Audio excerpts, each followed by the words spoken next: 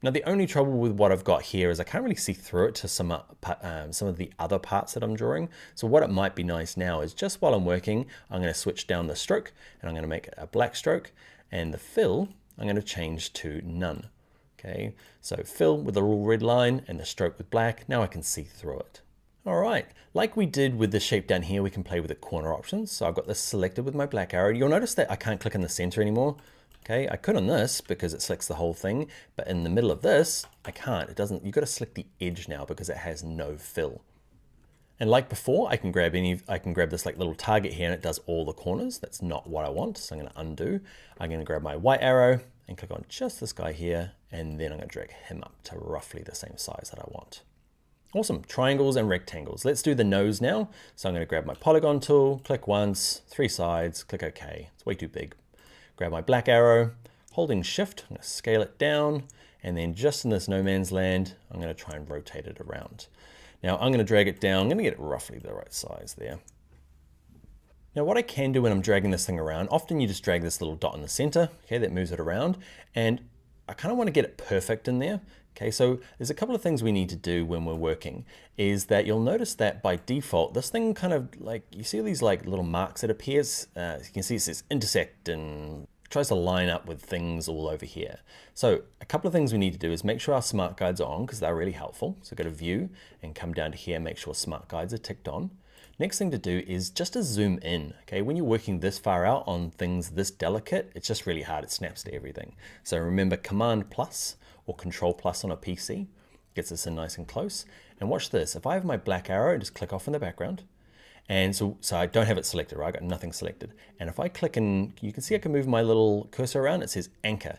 An anchor is considered like a corner point. Okay, so if I click on and drag this anchor, okay, and I drag it close to here, you'll see eventually it'll snap in there. Okay, and it just kind of like wants to line up and intersect. So you can find that's a nice easy way. It's got to be zoomed in a little closer and then kind of just drag at the corner and try and line it up where you want it to go. And if smart guides are on, it's really good at kind of snapping in there. Next thing I want to do is I want to have this a fill of black, and I want to have no line around the outside, little red line. Okay, next tool we're going to use is I want to put in these whiskers. So I'm going to select on this guy, and even though I just put the color in, I'm going to move it back to having no fill, and I'm going to give it a stroke around the outside, okay, so I can see it. Now let's do the whiskers, okay, and we're just going to use the line segment tool, just a nice simple tool. Click, hold, drag, click, hold, drag, click, hold, drag. Okay, just so I've got 3 little lines. One thing you might find is if you try and draw something kind of like straight out of, you can see if I draw something and then I draw another one, I want it to come out that little point there, it actually starts moving it. So if you do want to kind of get them to come out of the same point, is once you've drawn one, grab the black arrow, click in the background, go back to the line tool, and then you'll be able to kind of like start again. Black arrow, click in the background, back to the line tool, start again. Okay, I've kind of kept mine separate down here just to avoid that. All right, next thing I want to do is this little closed eye. Now we could, if we hold down the polygon tool, find the ellipse tool, and I could draw like an open eye, okay? But my guy is sleeping, so I'm going to delete him. And underneath the line segment tool is an arc tool. Okay, so click on him, and what I'm going to draw is just something, it's a bit random the way it draws, okay? I want it kind of to be this way, but let's just click it down and kind of get something arcy, okay? And then we'll rotate it. So I've got something like that, grab my black arrow. Remember, just hovering out here, I can drag it around, move it down, scale it up, just kind of work with it until you find something that you like, okay? And in terms of the stroke, say width, okay, it's a bit thin for me, I'm going to increase it up. Probably the same for all of these guys, they're all a bit thin for me at the moment. So I can do them individually, and just over here with it selected, this is the stroke width, okay, how thick the line is, you can see it can get really big. Okay, I'm gonna go to something like, I don't know, 5 points. Now, I don't want to have to do this individually, so I'm going to click on this guy with my black arrow, hold shift, grab him. So I've got all 3 of them selected, and I'd like them all to be 5. There you go. Cool. So now I can go through and add my colors again. I'm going to zoom out a little bit. So this body here, it had no stroke. So I'm going to go back to the little crossed out red line. And the fill here, I'm going to pick my color. It was going to be, I think it was this one, okay? And the head, I'm gonna do the same sort of thing. I'm gonna have no stroke, and I'm gonna pick a fill color of that orange. that's the kind of basics to get started. Let's look at a couple of things. Let's look at this air here. So what I'd like to do is I'm going to grab my polygon tool again, and because it remembers what I drew last time, I can just draw something out. Okay, rather than clicking once and making sure it's got 3 sides. I know it does now. So I can click and drag out. Now while I'm dragging out, I can hold shift to get it to go perfect. That's kind of what I want. Okay, so something like that.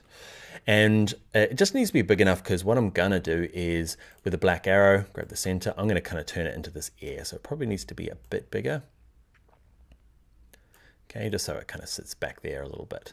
So what I'd like to do for this one is I'd like to have a really thick stroke and a fill of white. So the fill, I'm going to change to white, and I'm going to have the stroke, and I'm going to pick maybe just the darker color of that, and I'm going to increase it to match the font size, the stroke size. I'm using 5 everywhere else for these guys. I might as well use 5 for the ear.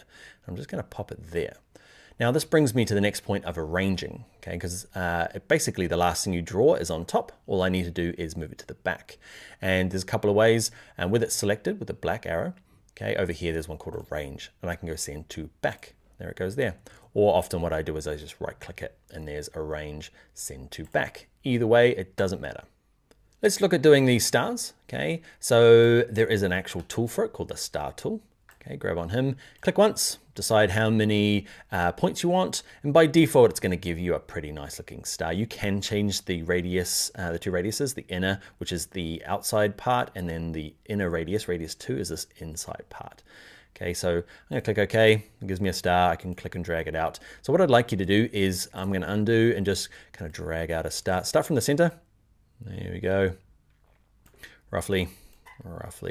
Don't worry too much about it. You can have more stars, you can have less stars. Yeah, something like that. Badly drawn star, little stars. Add more.